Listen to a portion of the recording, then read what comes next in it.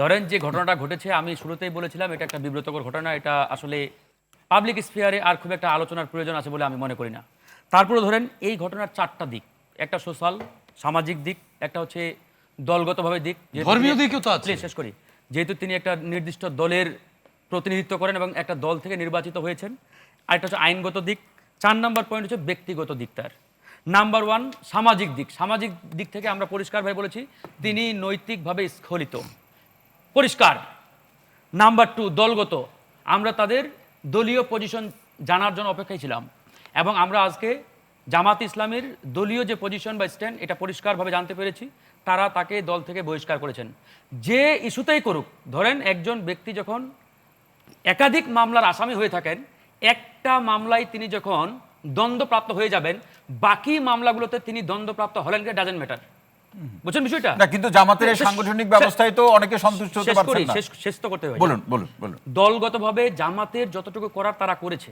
জামাত তো এর বাইরে আর ওই মার্শাল কোর্ট মানে বসিয়ে তার বিরুদ্ধে শাস্তি দিতে পারবেন না। পারবে কি? এই সুযোগ তো জামাতকে রাষ্ট্র দেয় নাই। জামাতের জায়গা থেকে যেটা করণীয় তারা করেছে। নাম্বার যে 3 আইনগত দিক।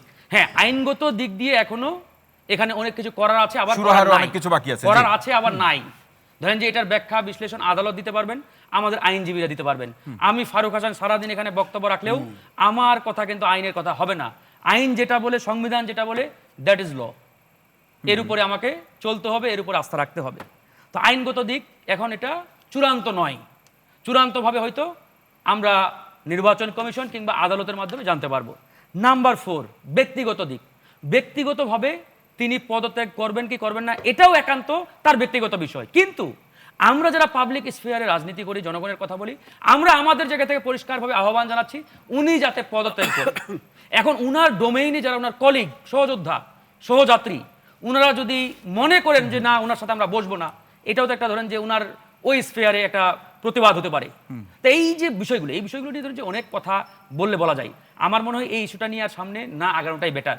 যেহেতু দলগতভাবে তারা তাদের অবস্থান ক্লিয়ার করেছে, সামাজিকভাবে আমরা বলেছি তিনি নৈতিকভাবে স্খলিত, তার বিচার অবশ্যই হতে হবে। জি, বাকিটা এখন আইনের উপর আমরা ছেড়ে দিই। আইন যেটা করবে সেটাই। জি ফারুক হাসান, এবার আসেন। না আরো আছে। এবার যে ইস্যুটা নিয়ে আমরা কথা বলতে চাই, এটা তো আপনারা স্কিপ করার চেষ্টা করেন।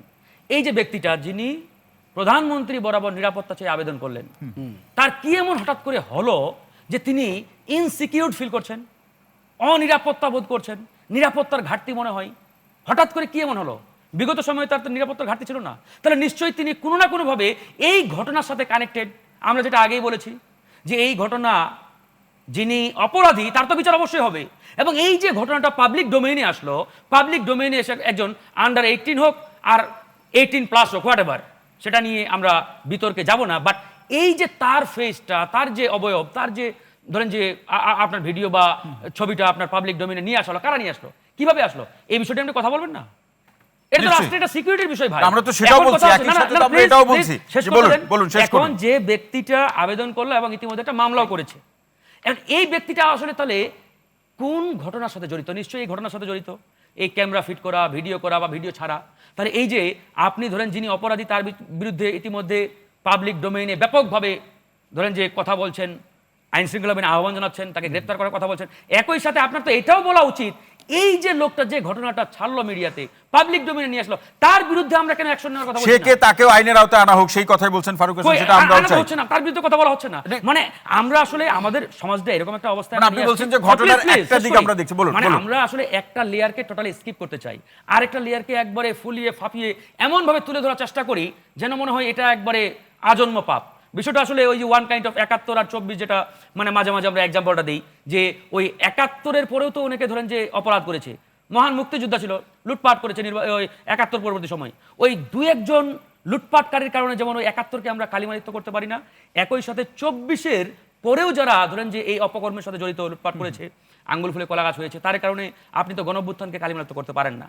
কিন্তু দেখবেন যে একটা শ্রেণী আছে তারা এই দুটো ঘটনাকে মিলিয়ে ফেলে 24-কে বরাবর মানে গালির উপরে গালি। তাদের ধান্দাটা কি, উদ্দেশ্যটা কি, লক্ষ্যটা কি? তাদের লক্ষ্য একটাই, তারা এই 24-কে যে কোনোভাবে আন্ডারমাইন করতে চায়, যে কোনোভাবে। মানে এই জুলাইকে কটাক্ষ করলেই তারা তাদের ওই পুরো সেটি কোনোভাবে কাম্য না, এটা আমরা চাই না। ফারুক হাসান, আপনি এখন এই জন্য এই জন্যই টেনে নিয়ে আসলাম। আপনি যখন এই ইস্যুতে কথা বলবেন আপনাকে দুটা লেয়ারে টেনে আনতে হবে।